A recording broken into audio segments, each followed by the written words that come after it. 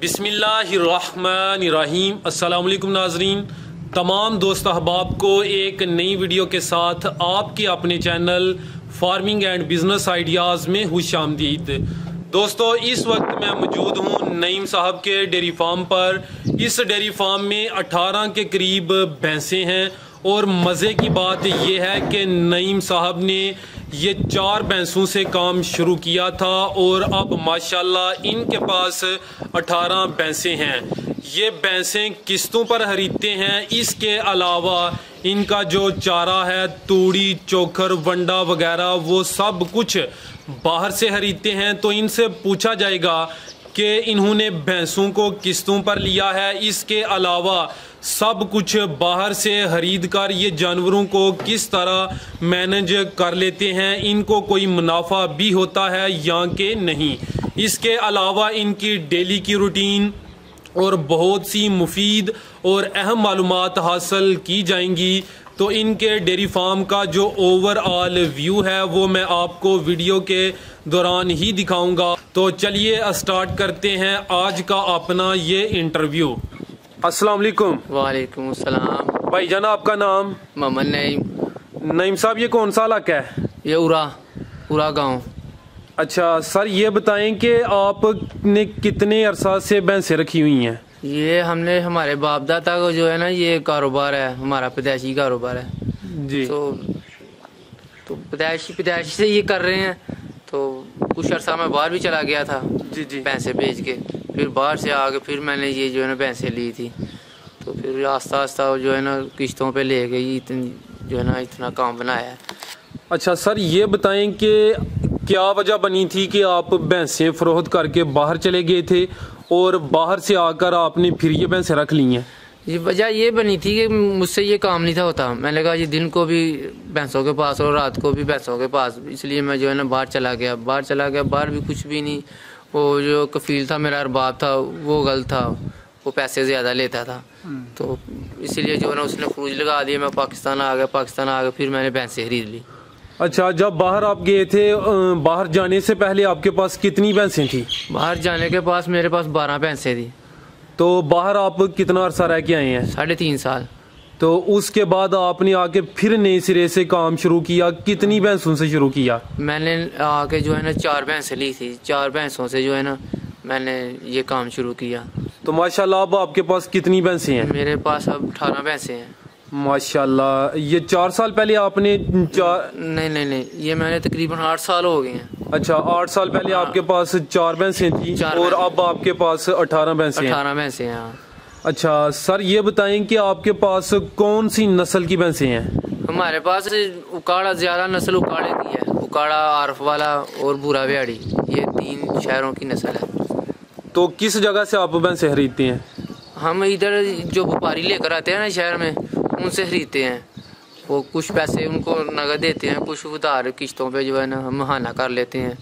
सियालकोट से खरीदते हैं? सियालकोट से, हाँ। अच्छा सर, ये बताएं कि आप जानवर किस्तों पे लेते हैं। किस्तों पे लेने का क्या तरीका है, ये थोड़ा सा बता दें। किश्तों में लेने का ये तरीका है, वो हमसे जो है ना एक भैंस का 50,000 लेते हैं एडवांस लेते हैं, और 15 तो 20,000 रुपये जो है ना महाना लेते हैं। तो फिर इसलिए हमारा जो है ना निज़ाम चलता है, हमारा घर भी चलता है और इनका पेट भी जो है ना भरता है। कुछ हम बाहर भैंसे चरा के आ जाते हैं, तो घर में आकर जो है ना थोड़ा थोड़ा बंडा डालकर जो है ना उनका दूध निकाल लेते हैं। अच्छा सर, ये बताएं कि किस्तों पे एक जो अच्छी नस्ल की भैंस है वो कितने की मिल जाती है? वो अच्छी नस्ल की भैंस 3 से 3.25 लाख के करीब जो है ना हमें देते हैं, जो किश्तों पे जी। तो जो नगद लेने जाए वो 2.25 की, 2.50 की जो है ना इतनी की मिल जाती है। इसका मतलब है कि अगर आप किस्तों पे भैंस लेते हैं तो ये तकरीबन आपको 50 से 70 हज़ार महंगी पड़ती है। हाँ, महंगी पड़ती है। तो ये जो आपका किस्तों का दौरानिया, ये कितने माह का होता है? ये उनका जो है ना 1 साल का होता है। 1 साल के अंदर उन्होंने अपने पैसे जो है ना अपने लेने होते हैं। ठीक है, हम जो बकाया रह जाता है हम उनको बकाया दे के ना फिर आगे से उनसे पैसे ले आते हैं। अच्छा सर, ये बताएं कि किस्तों पे लेना आपके ख्याल से बेहतर है या कि नकद लेना बेहतर है? वो बात तो ये है, वो नगद पैसे हो तो वो सबसे अच्छा है। किस्तों पे होता है कि हमारा काम चलता रहता है, दूध का काम है, तो इनका जो पीछे भैंसें होती हैं उनका भी पेट भरा जाता है, तो फिर हमारा भी भरा जाता है। जब दूध आता है तो फिर दूध के साथ जो है ना काम चलता है, हमारा सर्कल चला जाता है। अच्छा सर, ये बताएं कि 18 जानवरों को आप कितने बंदे संभालते हैं? मैं अभी तो अकेला हूँ, बड़ी मुश्किल हुई है क्योंकि मुलाजिम रखा था, मुलाजिम ने हमारे साथ बहुत ज़्यादती की है। वो भैंसों को जो है ना चढ़ी उसने चढ़ा दी थी, जिसकी वजह से मेरी 2 भैंसें जो है ना वो ख़त्म हो गई हैं, उनको लड़ गई थी वो। अच्छा, वो चरी की वजह से नुकसान हो गया? नुकसान हो गया, हाँ। चरी खाने की वजह से नुकसान हुआ? क्या वजह बनी कि चरी की वजह से आपकी 2 भैंसें ज़ाया हो गई? चरी वो भैंसें चरा रहा था बाहर, उसको मैंने मना भी किया था कि भाई इस चरी के पास जो है ना भैंसें नहीं जाने देनी, इसको पानी नहीं लगा हुआ, लिहाजा इससे परहेज करनी है। वो उसने एक बने पे उसकी आँख लग गई या क्या हुआ, वो भैंसें जो है ना चरी पे जा पड़ी, उन्होंने जो है ना चारा खाना शुरू कर दिया, तो वो फिर घर आई तो वो तीनें गिर पड़ी। अच्छा, आप पंजाबी में कहते हैं कि चरी को ओड़ लगी हुई थी। हाँ। यानी कि उसको पानी नहीं लगा हुआ था, बारिशें नहीं पड़ी हुई थी उसके ऊपर जी, ना बारिश हुई थी और ना आपने खुद उसको पानी लगाया था। तो जिस चरी को पानी ना लगा हो वो नुकसानदेह होती है फिर जानवरों के लिए? वो नुकसानदेह होती है, वो दूध के लिए भी नुकसानदेह है। वो जो है ना पानी कम से कम 5-7 जो उसको पानी मिल जाए ना फिर वो ठीक है। वो भी काट के लेकर आए, बाद में उसको टोके में से कुतर के पाए तो फिर वैसे सबूती वो नहीं खा सकते। अच्छा, वो जहर ही है। बड़ी अच्छी इन्फॉर्मेशन। अच्छा, कि जिस चरी को पानी नहीं लगा हुआ, चाहे आप उसे ये जो मशीन है चारा क्रश करने वाली उसमें उसे कुतर लें या साबत तो देनी नहीं है, क्योंकि उसमें से कीड़ा जो होता है वो जो मशीन से जो निकलता है ना वो काट करता है जी, वो ख़त्म हो जाता है।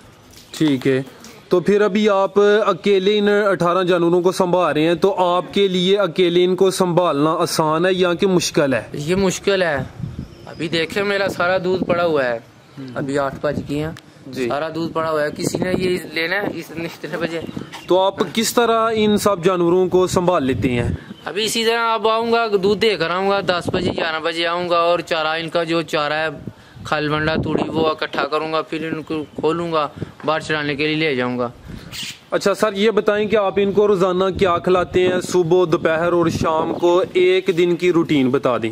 मसरां दी सूड़ी, चोकर, तूड़ी, रोटियां जो है ना, हाँ जी, शाम को हम जो इनको डालते हैं। तो सुबह यही होता है, 1 गांठ तूड़ी की होती है और वो 20 किलो चोकर होता है, उसके ऊपर जिनकी दूध निकाल लेते हैं। एक जानवर को आप सुबह जो तूड़ी है बस तूड़ी देते हैं इनको, इसके अलावा रोटियां कोई वंडा वगैरह नहीं देते? नहीं, वो हम शाम को ही देते हैं, एक टाइम जो है ना इनको चारा देते हैं, वो जो जिसके साथ दूध निकालते हैं। उनको इतना ज़्यादा सुबह देगा तो हमारे नहीं है इतना। अच्छा, तो सर ये बताएं कि आपका रोजाना का इन जानवरों पे कितना खर्चा आ जाता है? मुमकिन 6,000 रुपये खर्चा आ जाता है 18 जानवरों पे। 18 जानवर। आप इसमें जो है कि तूड़ी है, इसके अलावा रोटियां, चोखर वगैरह, इन सब का खर्चा शामिल कर रहे हैं? हाँ, सब का खर्चा शामिल कर रहा हूँ। अच्छा सर, ये बताएं कि ये जो तूड़ी है आप खरीदते हैं या कि आपके अपने घर की है? नहीं, हम खरीदते हैं, जो गट्ठों वाली तूड़ी होती है ना वो लेकर आते हैं। कितने की गठ मिल जाती है? वो गठ कहीं किसी दुकानदार ने जो है ना तोल के देता है, कोई दुकानदार ऐसे देता है गठ के हिसाब से, ये 350 की, 375 की, 400 की।